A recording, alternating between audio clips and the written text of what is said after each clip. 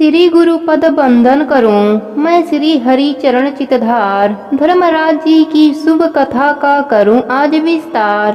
प्राणिन को फल देत हैं जो पाप पुण्य अनुसार, उनकी कथा अनूप्य शुभ मंगल हो परिवार।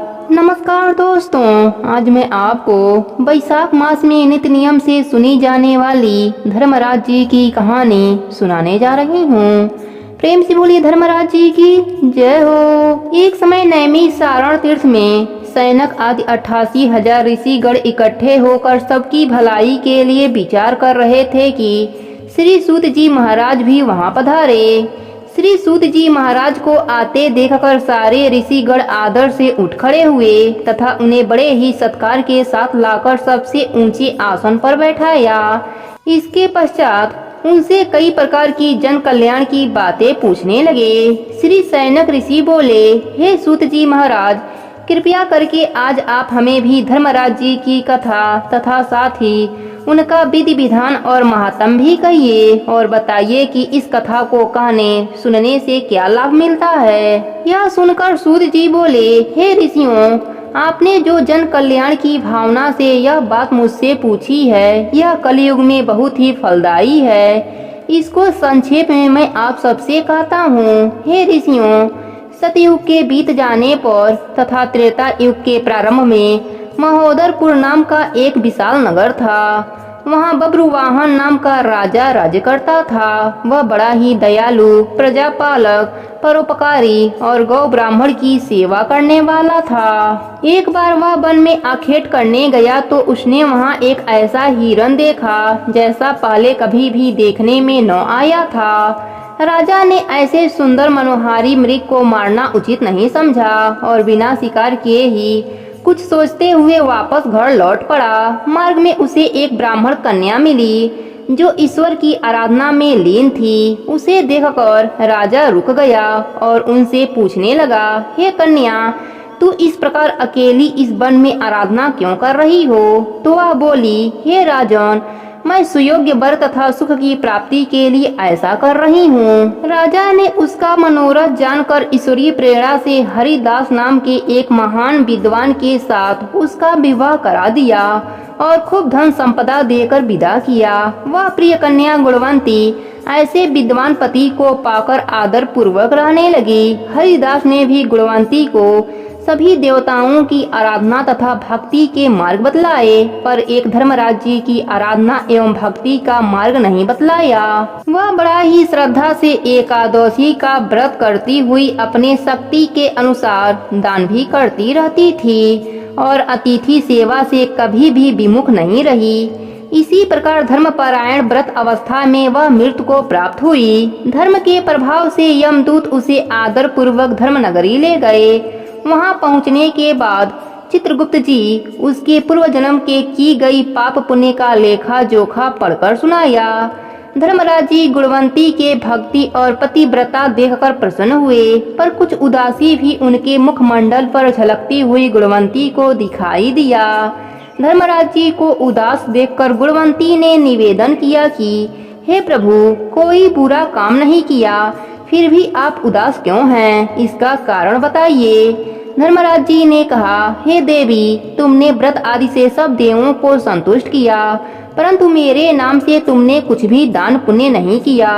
यह सुनकर गुणवंती ने कहा, हे भगवान, मेरा अपराध क्षमा करें, मैं आपकी आराधना नहीं जानती थी। आप कृपा करके उपाय बताइए जिससे मनुष्य आपके प्रीति का पात्र बन सके। यदि मैं आपके भक्ति मार्ग को आपके मुख से श्रवण कर वापस मृत्यु लोक में जा सकूं तो आपको संतुष्ट करने का उपाय करूंगी। धर्मराज जी ने कहा, श्री भगवान के उत्तरायण में जाते ही जो मकर संक्रांति आती है, उस दिन से मेरी पूजा शुरू करनी चाहिए।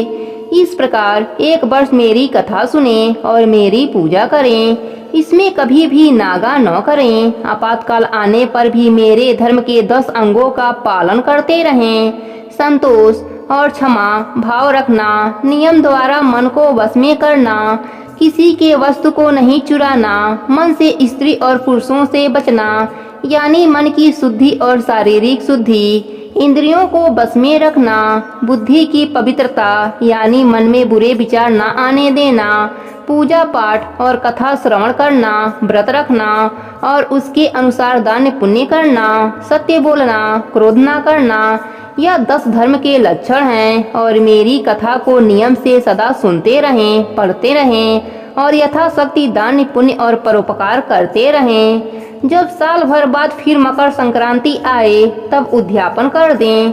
सोने के या असमर्थ हो तो चांदी की मूर्ति बनवाकर किसी विद्वान ब्राह्मण के द्वारा पूजन हवन आदि करें।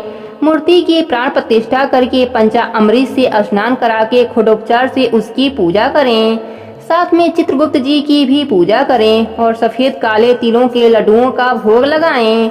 उसके बाद ब्राह्मण को भोजन कराएं और बांस की छावड़ी से 5.25 सेर धान ज्वार किसी मंदिर में या ब्राह्मण को भेंट करें। स्वर्ग में चढ़ने के लिए सोने या चांदी की सीढ़ी धर्मराज जी के मंदिर में दान करें। इसी के साथ सुंदर बनी सैया, मुलायम गद्दा, रजाई और तकिया, इसके अलावा कंबल, पादुकाएं, लकड़ी या डंडा, लोटा, डोरी और 5 कपड़े भी धर्मराज के मंदिर में दान करें। अगर सामर्थ हो तो चित्रगुप्त के नाम से काली या सफेद गाय धर्मराज के मंदिर में दान करें। गुणवंती ने धर्मराज जी से प्रार्थना की, हे प्रभु, यदि ऐसी बात है तो यमदूतों से मुझे छुड़वा कर फिर संसार में भेज दीजिए, जिससे मैं आपके कथा का प्रचार कर सकूं। भगवान धर्मराज जी ने गुणवंती को भूलोक पर वापस जाने की अनुमति दे दी। उसी समय उसके मृत्यु शरीर में हलचल हुई और उसके पुत्र कहने लगे, हमारी माता जीवित हो गईं। इसके बाद गुणवंती ने अपने पति और पुत्र आदि को सारी बातें बताई जो धर्मराज जी ने मनुष्य के कल्याण के लिए कहा था। गुणवंती ने मकर संक्रांति से विधिवत धर्मराज जी की पूजा और कथा आरंभ कर दी, साथ ही दान पुण्य कर्म आदि भी आरंभ कर दी। इस प्रकार गुणवंती साल भर कथा सुनकर धर्मराज जी के 10 अंगों का पालन करके पुनः मृत्यु उपरांत वापस स्वर्गलोक में गई। तब देवताओं ने गुणवंती का आदर किया और सदा स्वर्ग के भोगों को भोगो ऐसा आशीर्वाद दिया।